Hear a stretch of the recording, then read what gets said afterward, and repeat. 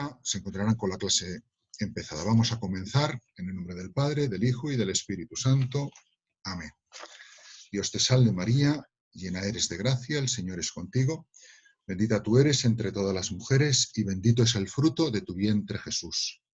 Santa María, Madre de Dios, ruega por nosotros pecadores, ahora y en la hora de nuestra muerte. Amén.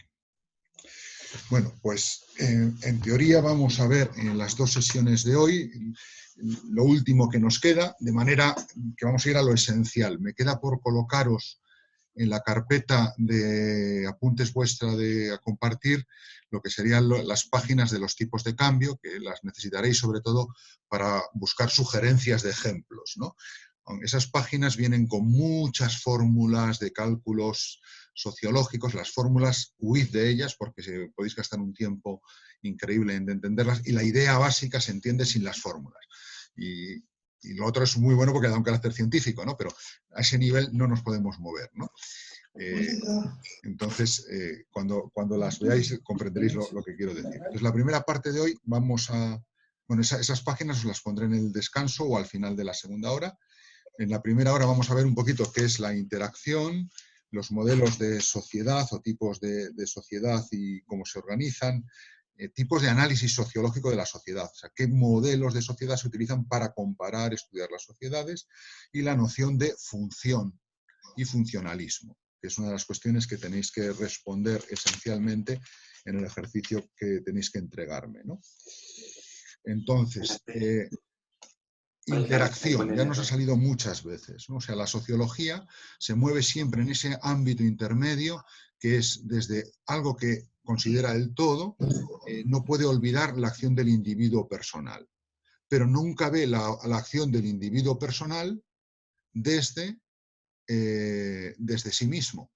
Sería la psicología o sería la antropología, sino que la ve en su relación con el todo o en su relación con... El todo puede ser el mundo, puede ser un país, puede ser un grupo de amigos, puede ser una familia, ¿no? El todo lo elige el sociólogo, ¿no? Entonces, ¿qué ámbito es ese? Que es el que va a estar en la constitución de una sociedad. Son los ámbitos de interacción, ¿no? De interacción. Yo miro a la persona individual respetando su libertad o salvaguardando su libertad si hago una sociología conforme a una recta antropología, pero siempre la veo desde el punto de vista de la interacción, ¿no? Y esto lo ha puesto de relieve un experimento sociológico que hizo un tal Ash, ¿no? Os pongo el nombre, bueno, sale, aunque no os estoy proyectando la pantalla, voy a empezar a proyectar una pantalla, aunque no va a servir de mucho de momento, pero sí puedo escribir cosas en ella. Ya la tenéis que tener cerquita. Bien, a ver si no se me subleva. Vale. El lápiz. Solomon Asch. Este es aquí a la derecha el que vamos a comentar su experimento. Este nos va a servir el experimento que hace Asch para comprender qué es una percepción estructurada, que lleva a una interacción estructurada y que permite entender lo que es una dinámica de interacción con expectativas recíprocas que suponen procesos de adaptación y readaptación, que es lo que constituye una sociedad como sistema. Ese sería el titular, ¿no? Repito las palabras claves: percepción estructurada, interacción estructurada, expectativas recíprocas, adaptación y readaptación, y sociedad como sistema o sistema social. Bien, la percepción estructurada. Este profesor cogió a sus alumnos y les dijo que iba a presentarles a una persona que era testaruda, inteligente y amable, ¿no? Eso lo hizo con la mitad de los alumnos. Luego, a la otra mitad les dijo que les iba a presentar como ayudante para una de las siguientes sesiones, ¿no?, a una persona que era amable, inteligente, pero testaruda. ¿De acuerdo? Simplemente el hecho fue que luego llevó a esta persona a la clase y pasó las encuestas y demás a ver qué les había parecido, ¿no?, la persona. Siendo la misma persona y la misma clase, pero con unos una descripción previa distinta a lo que es las primeras impresiones, ¿no? Unos, ante la misma realidad, decían que la persona había sido realmente amable y se veía que era lista, pero que tenía un poquito de resabio así cabezón, ¿no? Los otros decían que para ser una persona testaruda, que caray, qué inteligente era y qué amable era, ¿no? Pero se veía como esa primera impresión condicionada, ¿no? Servía ya para no ser objetivos con la información del todo. O sea, se establecía una percepción estructurada desde lo social. Lo social, que en este caso viene definido por los prejuicios que transmite el profesor sobre su ayudante, va a condicionar la percepción de los demás, ¿no? Claro, esas primeras impresiones, que pueden depender de un amigo que te introduce a otro amigo, que puede depender del contexto, puede depender del momento, puede ser tal, pesan mucho, ¿no? Pesan mucho, pero son un principio. La percepción siempre viene así, no, nunca viene neutra, ¿no? Luego uno puede comprobar que se ha equivocado, uno puede comprobar que no responde del todo, puede corregir, profundizar, reafirmarse, ¿no? Pero empieza un proceso de adaptación en esa interacción con el otro a esa primera impresión, ¿no? La percepción queda estructurada. Esto lo muestra la psicología social y con ciertos estudios conductistas de Solomon Asch, ¿no? Claro, él continuó el experimento, ¿no? No solamente comprobó que la percepción era estructurada, sino que cuando les dijo que esta persona que les había presentado después de la primera sesión iba a ser su ayudante y que iban a tener que trabajar con él, ¿no? Comprobó cómo aquellos alumnos que habían sido influidos por la versión que comenzaba porque era un testarudo, luego inteligente y amable, era distinta de la interacción que aquellas personas a los que les había dicho, sin que lo supiesen ellos, ¿eh? O sea, ellos no eran conscientes del experimento al que estaban siendo sometidos los alumnos, ¿no? Que aquellos que les había dicho primero que era amable y simpático y por último que era testarudo. Se comprobó que el resultado de colaboración de los alumnos, los resultados académicos, el avance en la materia de aquellos alumnos que sabían que era amable en su primera impresión, porque había sido su percepción estructurada esa, fue mucho más colaborativa, de manera que rindieron más y la interacción fue más fructífera que aquellos otros que partían de lo otro, ¿no? Bueno, esto que veis aquí se puede aplicar. Pues claro, es que me han dicho que el formador que me toca el año que viene, que cambio de grupo, es cabezón, aunque es muy bueno, ¿no? O es muy bueno, aunque un poquito cabezón. Pues eso va a condicionar la interacción, no solamente la percepción, sino la interacción que hay ahí en el grupo, ¿no? O claro, tú vas a una asignatura con que el profesor es un hueso o con que el profesor te da buenas notas muy fácilmente y eso ya condiciona, ¿no? Son cosas muy evidentes, ¿no? Pero lo que aporta aquí Asch es nombres para poder describir lo que está pasando y ayudarnos a comprenderlo. Y también esto luego se puede utilizar para bien, para mal, para pedagogía, para política, para economía, para sociología religiosa, para grupos, para lo que quieras, ¿no? Bien, esa interacción estructurada es lo que va a llevar al tercer punto, que eran las expectativas recíprocas. Es decir, después de las primeras impresiones y de esa interacción que deriva de ellas, las personas que mantengan la relación van a seguir profundizando en su conocimiento. Y eso va a hacer que vayan generando expectativas, ¿no? Eso puede pasar pues, a nivel de noviazgo, ¿no? La relación que empieza, según va avanzando, pues vas teniendo una expectativa diferente respecto a tu chica o tu chico. Pero también pasa en la amistad. O también pasa pues, en una empresa, pues el catedrático con el rector, los profesores con el decano, los alumnos con el delegado, ¿no? Según al principio, pues las expectativas son muy abiertas, pero ya según le vas conociendo al delegado, pues las expectativas ya, claro, te puede defraudar, no te puede defraudar, ¿no? Bueno, esas expectativas recíprocas, lo que muestra el dinamismo de interacción, es que van adquiriendo una complejidad enorme. Vamos a ver si doy con la página en la que aparecía. Sí, aquí estamos ya llegando. Por ejemplo, del seminario de Getafe, que estáis ahí. ¿Veis bien el texto que tenéis delante para leerlo en voz alta? No. María, ¿tú lo ves bien? María Agudo. Sí, te doy Creo aquí. que sí. ¿Desde dónde? Sí, esto aquí va a describir de una manera simpática, lo importante es que lo leas de aquí para abajo, cómo son las expectativas recíprocas, ¿no? de dos personas. Ego es una y alter es otra. Entonces, ¿cómo se funciona ahí? Simplemente ve leyendo las frases. Ego Ego sabe que alter espera que ego se conduzca de tal modo concreto. Ego sabe que alter sabe que ego espera que alter se conduzca de tal modo concreto. Ego sabe que alter sabe que ego sabe que alter espera que ego se conduzca de tal modo concreto.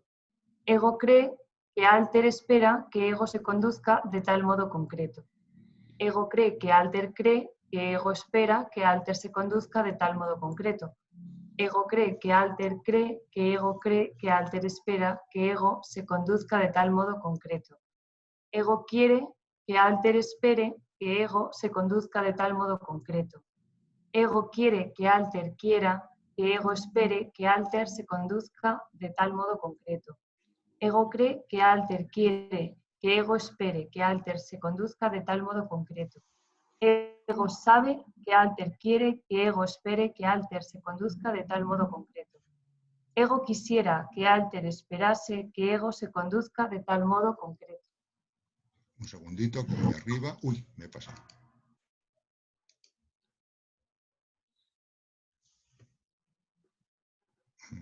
Perdón. Esas últimas. Ego quisiera que alter creyese que ego espera que alter se conduzca de tal modo concreto. Ego quisiera que alter supiese que ego espera que alter se conduzca de tal modo concreto.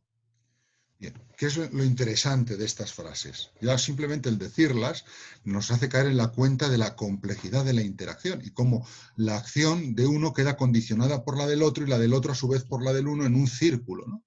Pero un círculo que es absolutamente real, ¿no? Y aunque parezcan muchas y muy complicadas y nos cueste pensar que esto, la gente actúa así, cuando uno lo analiza un poquito se da cuenta que la realidad es todavía más complicada que esto, ¿no? O sea, que estas son tan solo algunas, ¿no?, de las incontables posibilidades que caben en la relación, ¿no? ¿Qué es lo que pone de manifiesto esta interacción con este juego de expectativas recíprocas que se han ido elaborando desde la percepción y las primeras impresiones? Pues que la interacción es un proceso de adaptación al otro y a su vez de readaptación a uno mismo. O sea, yo voy modificando mis expectativas y yo me voy adaptando a mi propio ser, ¿no? En mi propia personalidad, en mis propias formas de actuar, de esperar, ¿no?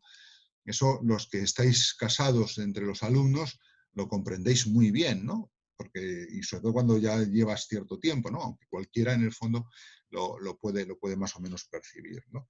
Bien, con esto, este juego de adaptación y readaptación tiene un carácter de sistema, ¿no?, de mutua imbricación, ¿no?, que es un poquito lo que definiría que haya unas leyes, de unas funciones que en la sociedad se pueden ir comprobando, ¿no?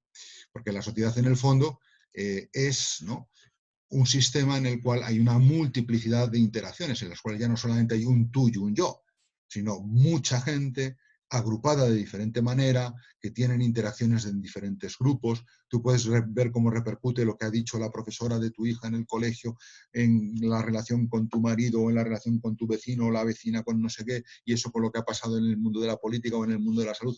Hay un montón de interacciones que hacen que esto sea tal. Eso sería un poco la concepción de la sociedad como un sistema de estas interacciones, ¿no? Y ese sistema, pues, necesita para ser estudiado la construcción de modelos, porque si no sería inabarcable, modelos que van a simplificar de una manera o de otra lo que es la realidad, porque no puedes abarcarla en todo su detalle, ¿no? Ahora, no se debe perder el punto de partida de ese mecanismo que va hasta el último individuo, ¿no? Por eso, los modelos se van a centrar sobre todo en la estructura, en buscar una estructura básica y en las funciones, cómo se estructuran y cómo se funcionan. Y estos son, pues, modelos creativos, ¿no?, que los diferentes sociólogos y estudiosos de la sociedad han ido construyendo, ¿no? Vamos a empezar por los modelos y luego vamos a pasar a las funciones, ¿no? Y los modelos los vamos a clasificar siguiendo el documento que ahora espero que se abra, porque mi ordenador está especialmente lento hoy, ya lo siento, en modelos materiales y modelos formales. Los modelos materiales se caracterizan por partir de una analogía, el que los propone, lo que hace es partir de una analogía con realidades del mundo material. ¿Qué realidades? Es simplemente comparar algo sociológico, una sociedad, con algo material.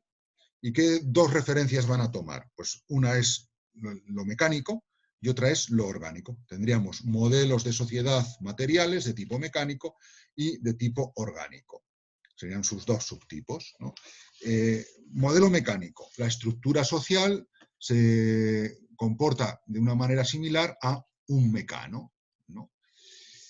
Esto, ¿cuándo tiene éxito? Tiene éxito sobre todo cuando surge la nueva ciencia, el nuevo órgano, ¿no? Sobre todo a partir del Renacimiento. Un referente sería, por ejemplo, la sociedad como un reloj. La sociedad es como un reloj, cuyas piezas están perfectamente engranadas o pueden saltar, pero es en el fondo un reloj. Yo, si quiero funcionar con la sociedad de alguna manera, sería conocer las piezas del reloj y sus mecanismos y así podría intervenir en ella o al menos entenderla, ¿no? Estos modelos mecánicos, que son de tipo material, bueno, pues tenéis pues aquí algunos nombres de gente que lo ha utilizado, ¿no? Maquiavelo, Hobbes, Montesquieu, Adam Smith, incluso Kant, ¿no? La forma de comprender la sociedad sería esa, conforme a un modelo mecánico. Esto, aquí hay un comentario interesante, y es lo único que voy a subrayar de ellos, ¿no? Por ejemplo, Maquiavelo es conocidísimo como el príncipe, ¿no? Por el príncipe que parece alguien despiadado, alguien que no tiene escrúpulos, que no obra conforme a criterios morales, ¿no? A la hora de manipular la sociedad y demás, ¿no? Pues en el fondo puedes interpretar, ¿y por qué el príncipe de Maquiavelo es así? Porque está estudiando la sociedad que el príncipe o el gobernante tiene que regir con un modelo mecánico, y el modelo mecánico deja fuera de consideración los temas morales, los temas ideológicos, los temas religiosos, ¿no? Aquí lo que importa es que la máquina funcione, y para que la máquina funcione y el objetivo se consiga, cualquier cosa vale, ¿no? Entonces se ve ahí ese mecanicismo, ¿no? Junto a los modelos mecánicos, de este tipo de modelos materiales, la otra realidad del mundo material a la que se compara la sociedad son los modelos orgánicos. Es la sociedad como un organismo vivo, como una planta o como un ser viviente, ¿no? Aquí tenemos nombres, ¿no? Uno es Oswald Spengler, ¿no? Y el que es más famoso, porque además lo hace de manera evolucionista, es Herbert Spencer, ¿no? También en algún momento utiliza este modelo Durkheim, aunque Durkheim también utiliza un modelo funcionalista, que veremos que es un tipo de modelo formal, ¿no? Que ya veremos un poquito más adelante, ¿no? Claro, tú no te tienes por qué atar a un modelo, puedes utilizar una veces uno, una veces otro, puedes utilizar una aproximación para estudiar una sociedad orgánica, otra puedes verla desde un punto de vista más mecánico, ¿no? Pues bueno, es que en esta sociedad, pues el corazón en la iglesia es las personas de vida contemplativa. Pues cuando Santa Teresita de Lisieux dice esto, está viendo a la iglesia como sociedad como si fuese un organismo, que es lo que hace también el Espíritu Santo y San Pablo cuando habla de la iglesia como cuerpo de Cristo, ¿no? Es un modelo orgánico, una explicación orgánica de la realidad de la Iglesia. Cristo la cabeza, los demás los miembros y el corazón las almas contemplativas. Bueno, pues fenomenal, se aplica a la Iglesia este modelo. ¿Eso qué significa? ¿Que la Iglesia es eso? No, es una forma de entender la Iglesia, ¿no? Luego los teólogos y los eclesiólogos ya dirán si eso es así. Pero también lo puedes aplicar a la sociedad. Pues mira, los agricultores y ganaderos son los que son como las manos y demás. Los guerreros es como el pecho y los brazos para la fuerza, ¿no? Y luego están los filósofos y los gobernantes que son como la cabeza, ¿no? Pues Platón hace eso, ¿no? A la hora de estudiar la sociedad, también un poquito Aristóteles, ¿no? Utiliza un modelo de tipo orgánico en algunas de sus descripciones de la sociedad, ¿no? Eso tiene sus ventajas para ayudarnos, ¿no?, a comprender cosas, y es verdad que hay cierta analogía. Pero ¿cuál es el límite de estos modelos? Lo importante aquí es no usarlos, sino que sepamos ver cuáles son sus límites, ¿no? El límite es que la analogía puede hacer dos cosas: ocultar y desfigurar. Por un lado, me ayuda a comprender, pero tengo que estar atento a que no me ciegue de manera que me crea que con eso ya sé todo de cómo funciona esa sociedad. Pues no, ese modelo me puede estar ocultando o no me deja percibir otras cosas. Un modelo mecánico me oculta que a lo mejor hay unas fuerzas ideológicas, unas fuerzas espirituales, unas ideas que realmente están operando en esa sociedad y que la están configurando. Pero como me ha tenido solo a lo mecánico, no me he dado cuenta de eso. O como estoy en lo orgánico, no me doy cuenta que hay aspectos de esta sociedad que ya están estructurados de tal manera que son más mecánicos que otra cosa, ¿no? Y no tanto orgánicos de mutua dependencia, sino de funcionamiento ya automatizado, ¿no? Entonces, bueno, ser conscientes de ese límite, oculta. O puede llegar, si me paso, a desfigurar la sociedad. Bien. Bueno, junto a estos modelos materiales, mecánicos y orgánicos, también los sociólogos utilizan modelos de tipo formal.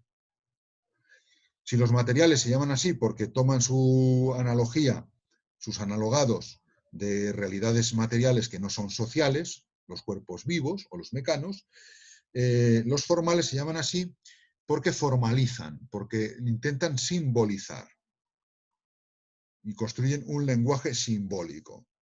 Es una reconstrucción mental de tipo simbólico, parecido a lo que hacemos pues, en teoría del conocimiento. Cogemos conceptos y vemos qué son los conceptos. Vale. Lógica, pues vemos la lógica de los silogismos aristotélica o la lógica formal de proposiciones, ¿no? Y entonces hemos simbolizado, de manera que esos símbolos de alguna manera representan y son como una reconstrucción mental de la realidad. De la realidad. Bien, ese carácter simbólico es un constructo previo a la sociedad que se estudia. Y para que pueda funcionar, lo que es necesario es que la sociedad tenga rasgos de tipo parecido a un sistema. Si la sociedad es sistémica, mejor decirlo así, si es sistema, que ya hemos visto desde la interacción que tiene rasgos de tal, los modelos formales podrán ayudarnos a comprenderla y a estudiarla, ¿no? Estos modelos formales requieren que la sociedad, al ser de tipo, tenga propiedades de sistema, que la sociedad esté constituida, primer elemento, por elementos que mantienen entre sí relaciones de interdependencia, que es lo que hemos visto antes. Además, requiere que la totalidad, segunda cuestión, que la totalidad del conjunto de los elementos no sea reducible a la suma de esos elementos. O sea, el todo tiene una identidad mayor que la suma de los elementos. Dicho de otra manera, voy a poner un ejemplo de química. H2O, agua.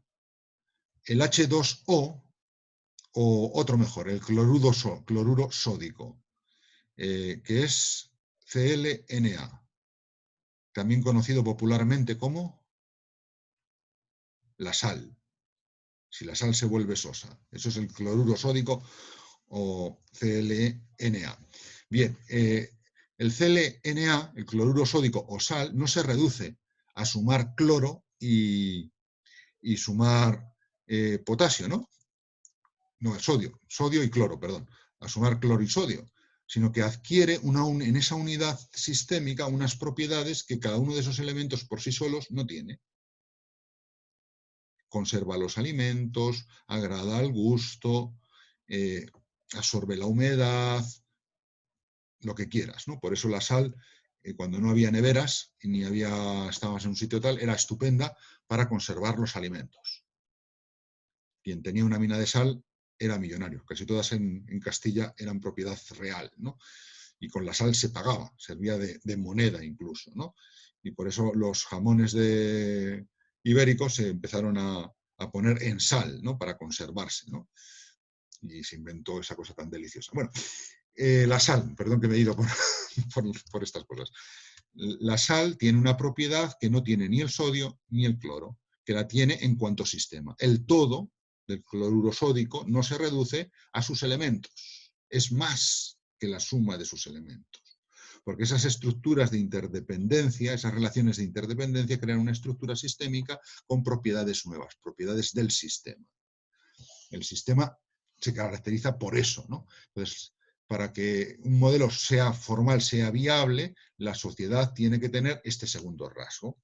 Y un tercer rasgo que tiene que tener la sociedad es que las relaciones de interdependencia entre los elementos, entre ellos y la totalidad y el todo, estén regidos por reglas que son susceptibles de expresarse en términos lógicos. Y aquí empieza la dificultad mayor, ¿no? Pero bueno, si la sociedad tiene estos tres elementos y al menos parcialmente los tiene, resulta que puedo hacer descripciones formales, utilizar modelos formales para estudiar las sociedades, ¿no? Así tendríamos modelos formales como modelos economicistas. Eso es lo que hizo Marx, por ejemplo, ¿no? Utiliza un modelo de tipo económico, formal, de tipo económico. Otro, Pareto, ya lo vimos a Pareto cuando lo estudiamos, que él hablaba de las acciones lógicas económicas y amplía con las acciones no lógicas, pero que son sociales. Y por lo tanto se puede estudiar ampliando el método económico, él era economista, aparte de ser de la nobleza y de la aristocracia, amplía ese sistema formal de lo económico a la comprensión de la sociedad, ¿no? Bueno, tendríamos así modelos de inspiración económica. Otros ya son mucho más fuertes, son sistemas funcionalistas, que en base a funciones expresan, intentan comprender y estudiar lo que es la sociedad. Pero para poderlos ver necesitamos ver qué son las funciones, con lo cual dejamos aparcados los modelos. Ya hemos visto materiales mecánicos, materiales orgánicos y formales, formales economicistas o formales que van más allá de lo económico, como el de Pareto. Marx, el primer caso, Pareto, el segundo. Bien, pues vamos a ver entonces un poquito qué es la función. ¿Qué es la función? Vamos a ver. Bien. La noción de función en sociología. Podemos hablar de 4 sentidos de la palabra función. 2 que no son nada problemáticos y otros 2 que son más complicados, ¿no? El término función tiene un primer sentido que es el de estatus, puesto, profesión o empleo, ¿no? Yo tengo la función de profesor. Uno tiene la función de abogado, porque tienes el estatus de esa posición, ¿no? También ahí se puede identificar un poquito con la palabra rol o papel, ¿no? Ahora, ocurre que también ese estatus no tiene por qué ser único. Una persona puede tener diferentes estatus, ¿no? Puede ser profesor y además encargado de los Erasmus. Y además de profesor encargado de los Erasmus, colaborador en una parroquia. Y además tienes estatus de hijo de tu padre y de tu madre, ¿no? Es decir, las funciones corresponderían con esos puestos, profesiones, empleos, lugares en la familia, etc. Y puedes tener uno o varios. Y luego, lógicamente, podrán entrar en conflictos, ser compatibles, no incompatibles, etc., ¿no? Hay un segundo sentido que es muy parecido a este, de la palabra función, que no va ligado tanto al puesto o estatus como a las tareas, deberes o responsabilidades que tienes por estar en ese lugar. Es decir, una mujer, por ejemplo, puede ser madre, puede ser profesora y puede ser, a su vez, activista política, ¿no? Tendría 3 funciones o roles respecto a puestos. Pero por cada uno de ellos puede tener diferentes tareas. Es decir, como madre le toca educar a los hijos, en parte, le toca cuidar un hogar, en parte, colaborando con su cónyuge, le toca pues las reuniones del colegio, la interacción con el colegio, tal, es decir, tiene una serie de funciones o tareas múltiples solamente por tener el estatus de madre, ¿no? Lo mismo puede, si tiene múltiples, si además es abogado, pues ni te cuento, y si además es activista político, pues ni te cuento, ¿no? O sea, al final, como en esta vida, pues te tocan múltiples estatus y cada uno tiene múltiples tareas, puedes llegar a situaciones de estrés galopante, ¿no? Pero bueno, son las dos nociones de función o rol que, bueno, son muy intuitivas ambas, ¿no? Por ejemplo, un caso que explica Boudon, que nos puede servir para ilustrar estas cosas, ¿no? Es el caso de las protestas estudiantiles en Estados Unidos ante la baja calidad de la enseñanza y la falta de atención por parte del profesorado sin necesidad de que hubiese coronavirus por medio, ¿no? ¿Cuándo ocurrió esto?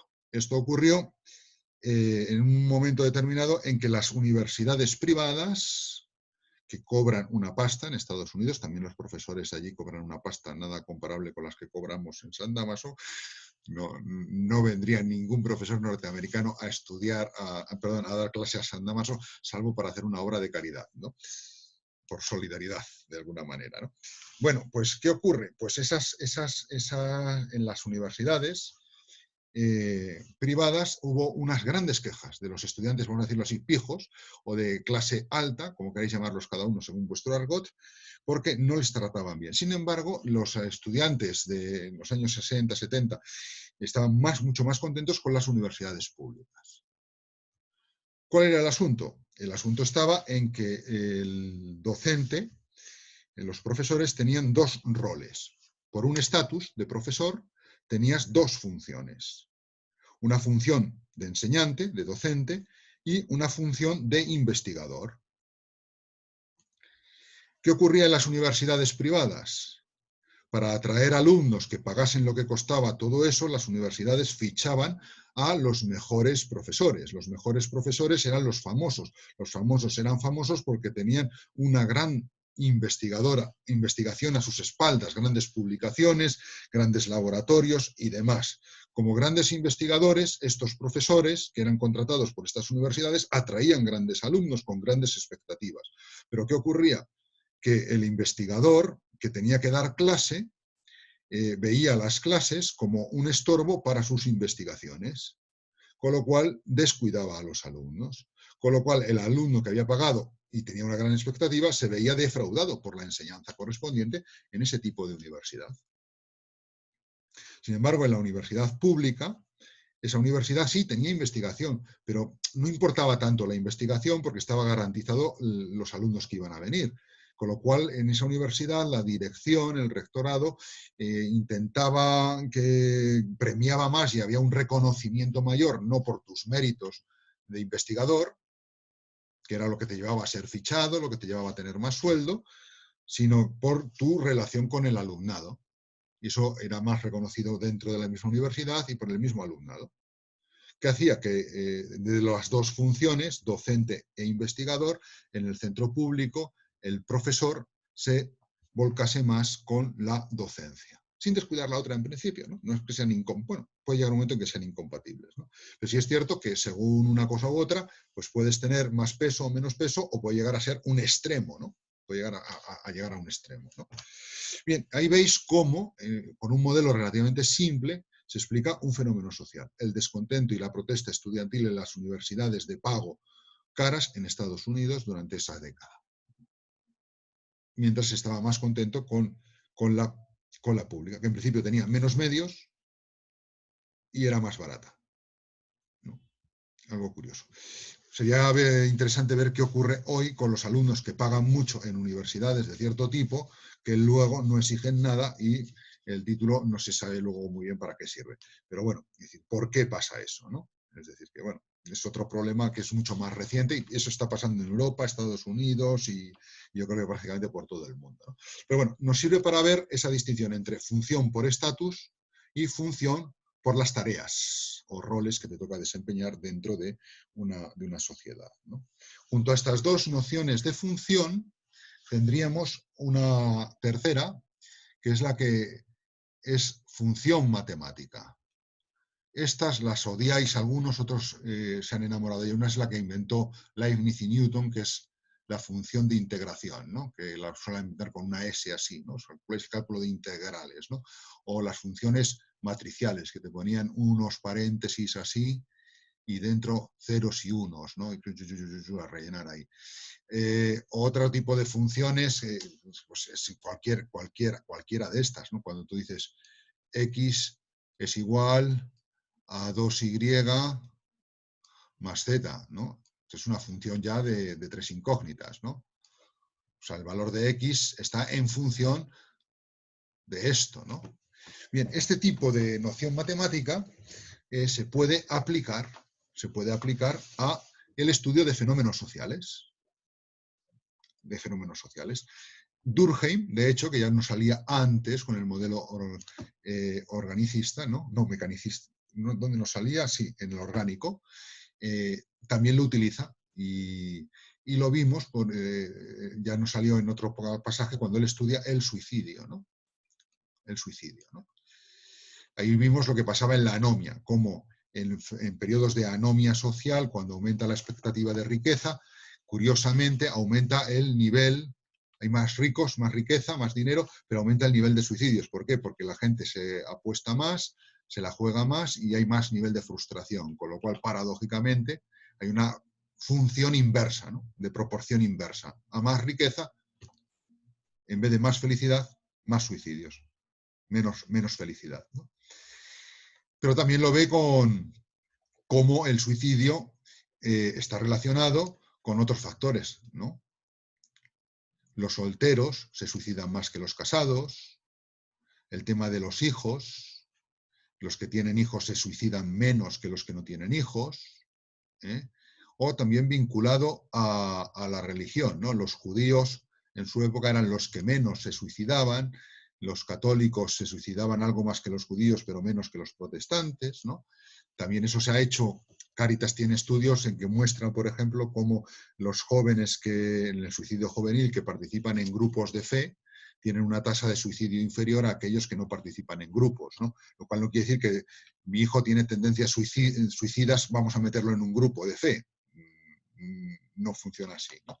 Sino que está reflejando cómo estos factores, ¿no? El suicidio está en proporción a otras cosas, ¿no?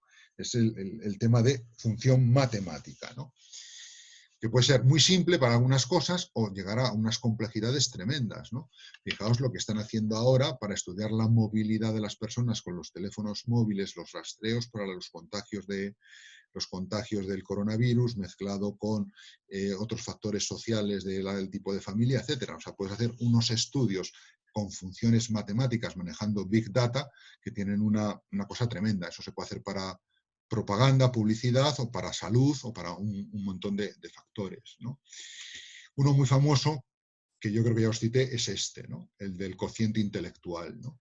El coeficiente intelectual, o cociente porque es una división, ¿no? Resulta que tiene una proporción no tanto con la raza, como se pensó en Estados Unidos, en Nueva York, cuando se hizo al principio.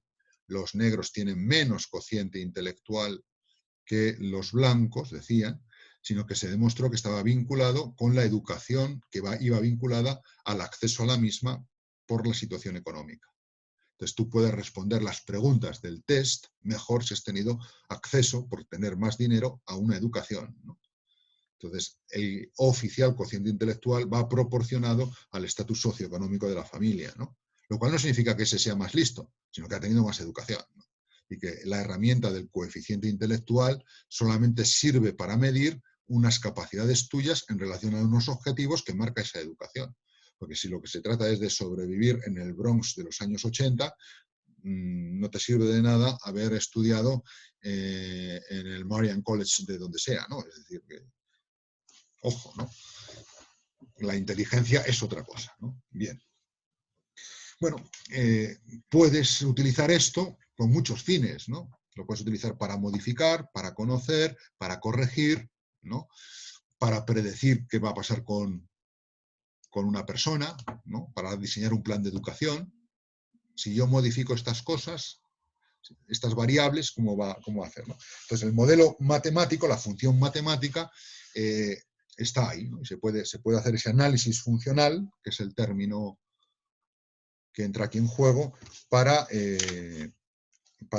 ayudar a la comprensión y a otros elementos de otros ámbitos que utilizan la sociología como herramienta para ver sus objetivos, ¿no? Junto a este modelo matemático, funcional matemático, queda el cuarto sentido de la función, que es el sentido biológico, ¿no? Y que emparenta con la noción de necesidad. ¿No? Ahí es comprender la sociedad aplicando funciones que se ven como necesidades, ¿no? Y entonces las personas y los grupos se moverían, ¿no?, de una manera necesaria para tener así una función, una contribución necesaria a la organización o acción del conjunto del que se forma parte, ¿no? Veis aquí que hay un paralelismo entre este funcionalismo biológico y el que veíamos el modelo material orgánico, ¿no? De manera que se pueden complementar entre ellos, ¿no? El modelo material orgánico con el modelo formal, funcional, biológico. Pero aquí estaría un tanto más, quizá un pelín matematizado, ¿no? Bien, este sentido de las funciones se relaciona con la necesidad, ¿no? Si yo tengo una función, soy libre respecto a ella. Si yo tengo un rol, un estatus, si ese estatus tiene varias funciones, si yo estoy en un entorno que se puede matematizar, que mi hijo adolescente se puede suicidar más o menos o padecer anorexia más o menos según estas funciones matematizables o según esas funciones biológicas, ¿no? ¿Qué necesidad hay? ¿No? Y aquí es donde surge el eterno problema o la eterna tentación de cierto tipo de sociología, que es cómo se vincula esto con la libertad de la persona, ¿no? Y puedes llegar a decir pues, que haya un funcionalismo tan absoluto que todo lo explique en función, perdona la redundancia, de las funciones. De manera que no haya espacio para la libertad, ¿no? Y todo sea predecible en la medida que tal. Si eso lo unes a un modelo matemático, de función matemática, pues puedes intentar hacer ingeniería social a base de ello, ¿no? Todo es expresable por funciones, ¿no? Tendríamos así, por ejemplo, el de Malinowski, que bueno, no nos vamos a meter en él, ¿no?, que es un funcionalismo absoluto, ¿no? También tenemos otro que pues, sería relativizado u otro estructural, ¿no?, según se fijen las funciones dentro de la estructura o las funciones estructuran la sociedad, ¿no? O las funciones es un factor más a tener en cuenta, ¿no? Y están ahí, funciones o roles, ¿no? Bien, aquí como en todo, el sentido común, la moderación, el saber coger la parte de verdad que tiene y no dejarse cegar por el todo. Quien se deja cegar por el poder explicativo de los estudios matemáticos, pues lógicamente puede caer en una gran tentación, ¿no? Bien, bueno, pues sigamos un poquito más adelante. Claro, aquí tenéis la respuesta a una de las preguntas, ahora tendréis que elaborar un poquito, ¿no? El funcionalismo interpreta la sociedad en base a funciones, y estas funciones pueden poner en riesgo, según sea un tipo u otro de funcionalismo, la libertad de la persona. Tiene una parte de verdad, una parte de error, ¿no?, que queda así ya expuesta. Cerremos este documento. Yo cuando estéis así, no sé si estáis atentos absorbiéndolo todo, o estáis durmiendo, o estáis tomándoos un café allí diciendo, pobre profesor, se hace la ilusión de que estamos en clase. Pero bueno, viva la libertad. Muy bien. Bien, ahora dejo de compartir un instante para explicar esto la pantalla. Bien, nos quedaría de este punto la postura equilibrada de Boudon, que nos ha salido ya varias veces, ¿no? Lo que él llama es análisis sociológico de lo singular, que aúna lo sociológico con lo singular. Él también lo llama individualismo metodológico. Y lo llama así, y esta es la otra palabra clave, porque el átomo lógico es la persona, no el grupo. El átomo lógico para comprender la sociedad es la persona. Eso sí, atento a las interacciones. Por lo tanto, el método de Boudon permite superar los riesgos de un funcionalismo excesivo o invasor. ¿Por qué? Porque no importa tanto la presión, la función, la relación, como la libertad del individuo, porque el individuo es el átomo real. Y siempre al final tendré una puerta abierta a considerar su psicología, su personalidad, su individualidad, ¿no? Solamente podré tomar como referencia metodológica, como átomos lógicos de ese análisis, como átomos que me sirvan para despiezar, aquellos grupos que expresamente estén funcionados, estructurados con sus normas como tales grupos. O sea, que formen una unidad fuerte, un átomo fuerte, ¿no? Y él pone un ejemplo muy sencillo, una frase que salió en la prensa occidental cuando Alemania se lanza a la Segunda Guerra Mundial, después de tener que hacer frente a las grandes indemnizaciones que se pasaron las grandes indemnizaciones que les pedían los aliados después de haberles derrotado en la Primera Guerra Mundial, ¿no?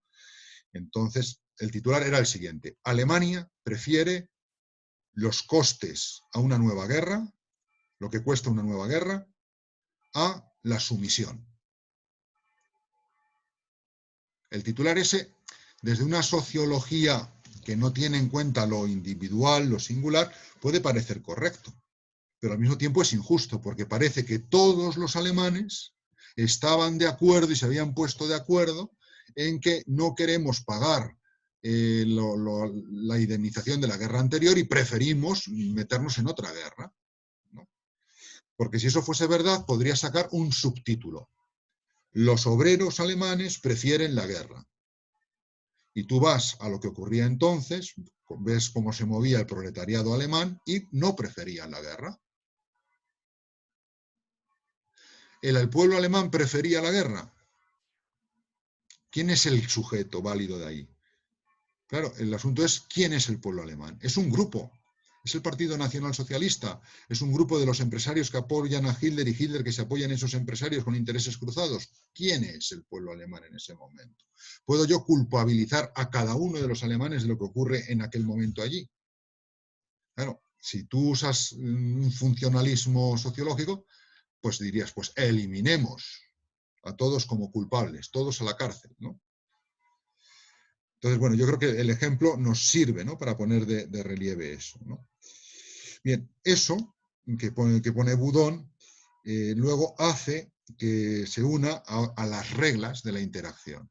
Y hay dos reglas básicas de la interacción que las pongo aquí delante, y con esto, cuando acabe esto, pasamos al descanso de 10 minutos, que son el dilema del... Son muy conocidos hoy en día porque para diseñar videojuegos y tener videojuegos y estas cosas se utilizan mucho. Es el famosísimo dilema del prisionero y el juego de la gallina, ¿no? Y luego el tercero, que es el equilibrio de Nash. Ese es muy conocido, es una técnica de negociación que descubrió él, que aparece muy bien en la película esta de ¿cómo es? Una mente brillante, ¿no? Maravillosa. Maravillosa, eso es. Bien, pues voy a intentar que se abra esto y compartiros la pantalla.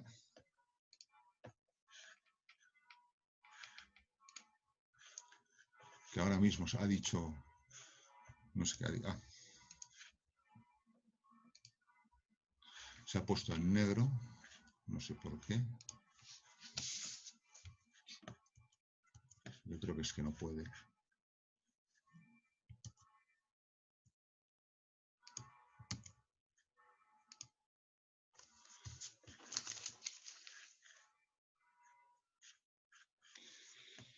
Bien, el dilema del prisionero, confieso o no confieso, ¿no?, es la pregunta, ¿no?, que les lleva a los dos a hacerse daño. O sea, saldrían ganando si ninguno de los dos confiesa. Les tocaría una pena menor o incluso salir inocentes. Sin embargo, ante el miedo de que el otro confiese, uno confiesa y hace que el otro confiese, creando la duda entre ambos. Bueno, es una situación que, dependiendo de la psicología de cada uno, dependiendo de la táctica de los interrogadores, dependiendo un poco de lo que hay en juego, de la relación entre ambos, pero es el tema del dilema del prisionero, ¿no? Ese dilema del prisionero se puede aplicar de manera más o menos sofisticada No voy a abrir el archivo porque me está dando problemas el problema de este. No sé si se ve ahí en pequeñito, ¿no? El delatar o el no delatar según las situaciones de cada uno, ¿no? Lo que sería mejor para ambos es, de media, tener una condena breve ambos y no salir perjudicado uno u otro del todo, o en el caso de que ambos delaten, tener una condena más amplia, ¿no? Es decir, sin embargo, esta que sería la situación ideal, normalmente no sale. Va a salir normalmente esta o una de estas dos, según ya todos esos factores, ¿no? O sea, ya se ve que hay una estructura, una función de interacción que es independiente, en parte, autónoma, no del todo, en parte de la voluntad de ambos, ¿no? Y se puede aplicar, ahí está muy pequeñito, pero bueno, verlo como podáis, por ejemplo, a la situación ya no de los malos, sino de los buenos, ¿no? La típica pareja que no se han declarado si se gustan o no se gustan, si se quieren o no se quieren, y si confieso o no confieso, ¿no? Si ninguno de los dos confiesa, muere el amor. Si los dos confiesan, si los dos se quieren, resulta que empezaría la relación y darían un paso adelante, ¿no? Pero está el miedo, ¿no? Si lo confieso, el otro puedo sufrir el desengaño y no me gusta eso, y el otro lo mismo, ¿no? Entonces, ese dilema está ahí operando, ¿no? Son aplicables, lo puedes ver en catequesis, en pandas de amigos, lo puedes ver en política, lo puedes ver también en economía, etcétera, ¿no? Y el dilema de la gallina es la postura de mantenerme firme, porque si no me mantengo firme, pierdo, ¿no? Esto luego lo veremos un poco aplicado en uno de los casos de cambio social a las guerras mundiales, ¿no? Si no me mantengo firme, entonces, que es lo que hace Alemania, los aliados no me van a conceder lo que yo quiero, ¿no? Y entonces al final llegas a ser más firme de lo que debes. O al revés, ¿no? Actúas como la gallina y entonces te muestras indefenso, dialogante y tal, aunque tienes un super ejército, pero eso hace que tu enemigo se crea que es más potente que tú y entonces la situación que tú querías evitar con el diálogo, por ser dialogante, acaba en guerra, porque el otro se atreve. ¿Por qué? Porque interpreta tu carácter de ser dialogante, lo interpreta como que eres débil, ¿no? Y entonces se atreve. Si te hubieses mostrado fuerte, no se hubiese atrevido, ¿no? Entonces, veis que hay una estructura que descubre este juego de la gallina que marca la interacción, ¿no? Y el de Nash es uno más abierto, ¿no? Que no busca una posición dominante, sino que permite abrir, no es a dos, con una posición dominante al otro, sino entre varios, para conseguir por decirlo así, el máximo beneficio para el conjunto. Es la ley del equilibrio, un equilibrio de beneficio para el mayor número posible, ¿no? Lo cual, en otras circunstancias, ahí salía con el ejemplo del bar, no sé si os acordáis de la escena, que están ahí ligando, pasan unas chicas, ¿no? Y entonces él se le imagina, pues si ahora todos los de la panda que están en esa mesa van a por la chica más guapa, más aparatosa, más no sé qué, quedan sus amigas nada y ellos frustrados, ¿no? Y solamente una gana. Sin embargo, si la panda de amigos decide pasar de la chica más vistosa y van a por las otras chicas, consiguen todos tener pareja y se queda sola la chica más vistosa, ¿no? Es decir, bueno, hay situaciones en que es aplicable de comercio, negociaciones internacionales y ha sido muy útil esa ley, ¿no? Bueno, ambos ejemplos, gallina, dilema del prisionero, equilibrio de Nash, no son aplicables al 100%, tienen sus ámbitos en los que sí que rigen y demás, pero lo que muestran, que es lo interesante aquí, es cómo la interacción entre personas está sujeta a ciertas reglas, a ciertas estructuras, ¿no? Que encauzan las funciones dentro de la sociedad. Bueno, con esto terminamos este punto y en la sesión siguiente, después de 10 minutos de descanso, veremos los tipos de cambio social. Son 8, hay 18, nos volvemos a conectar. Hasta luego. Hasta ahora.